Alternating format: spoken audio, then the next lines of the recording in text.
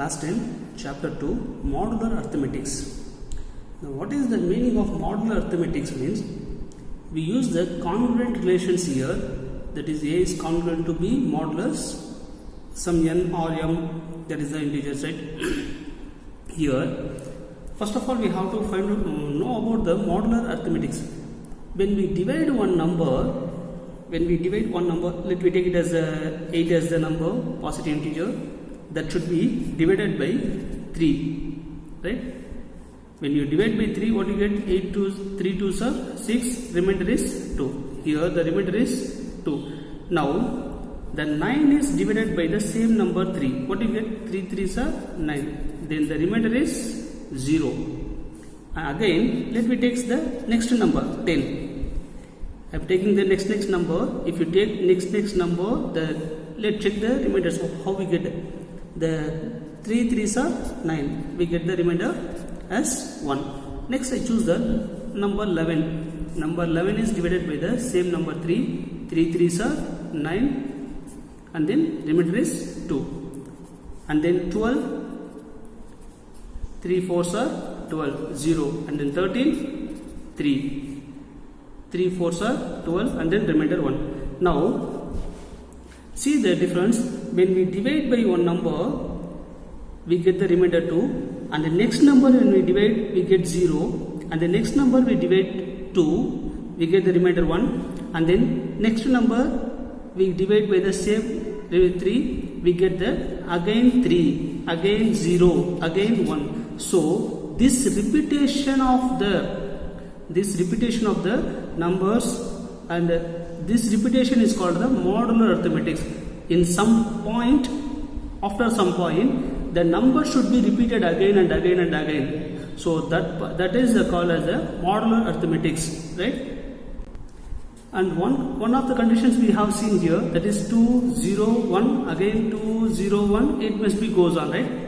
2 0 1 2 0 1 2 0 1, it must be goes on up to whatever the next number if you divide by the number 3. And then you check this number, this remainders are less than the divisor. What we have using the number, the remainder should be repeatedly occurs, right? But less than this number. So these remainders are always less than 3. That is in the Euclidean division lemma also we have studied about this. 0 is less than or equal to, or remainder less than modulus b, like this, right? So our remainder is always less than the divisor. Our remainder is always less than the remainder or greater than or equal to 0. This is the modular arithmetic, right? And then let's see the one by one. Congruent modulo. In congruent modulo, we have two integers a and b, right?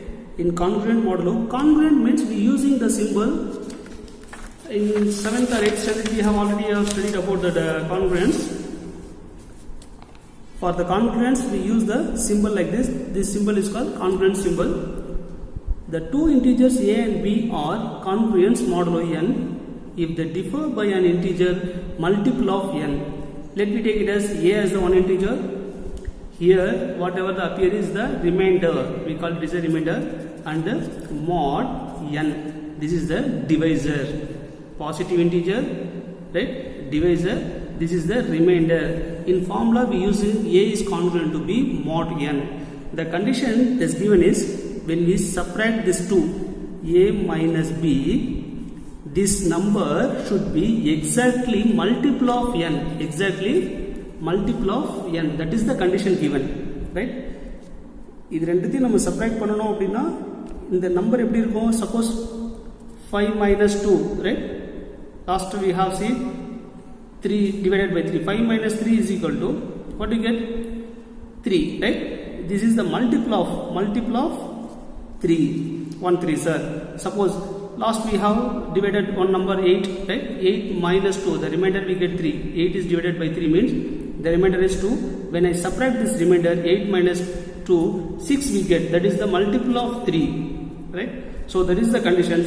And another words we want to say, it means a minus b is exactly divided by the number n. A minus b, one of the word we use, it is a multiple of the number divisor. Another word we can use also, a minus b is exactly divisible of the divisor number. That is the condition. 6 is exactly divisible by the number. So here b minus a is equal to kn used. A is congruent to b mod n. A is congruent to b mod n mean a minus b is divisible. First we have used the word multiple of the number. Right? When we subtract this number is exactly multiple of that number. Another word we can use, if these numbers are subtracted, it is exactly divisible by the divisor. That is the condition. Next one, connecting Euclid division lemma and modular arithmetic. This is the modular arithmetic. We know that what is the Euclid division lemma? A is equal to BQ plus R. The condition 0 is r is greater than or equal to 0, less than modulus b. Here also we are using the same one. See, when I take this remainder to this side, a minus r is equal to, and then the quotient whatever may be, right? The quotient whatever may be, this can be written as b is the divisor. Let me take it as b, right? It should be right like this. A is congruent to r mod b. A is congruent to r. Here the positive value.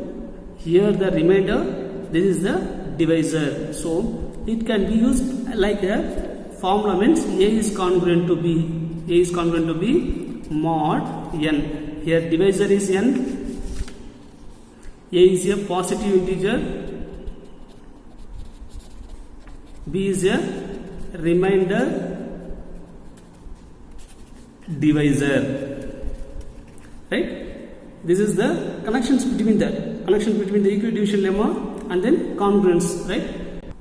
Here modulo operations a, b, c, d are integers and m is then positive integers such that a is congruent to b mod m and c congruent to d mod m. Then the operations may be when we say that 8 is congruent to 2 mod 3, because 8 minus 2 is 6. 6 is exactly divisible by 3 or multiple of 3, right? And then the same number, another number, we take it as 13 is congruent to 1 mod 3, right? 13 minus 1 is 12. 12 is exactly divisible by 3. Here the divisor is the same number. When the divisors are same number, when the divisors are same number means these two positive integers should be add and then remainder should be add, right?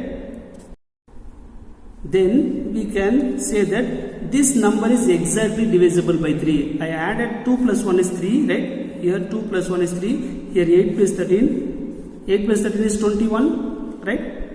And then 3 mod 7. If you take this 3 to this side, we get 21 minus 3 and then K3 is the condition, right?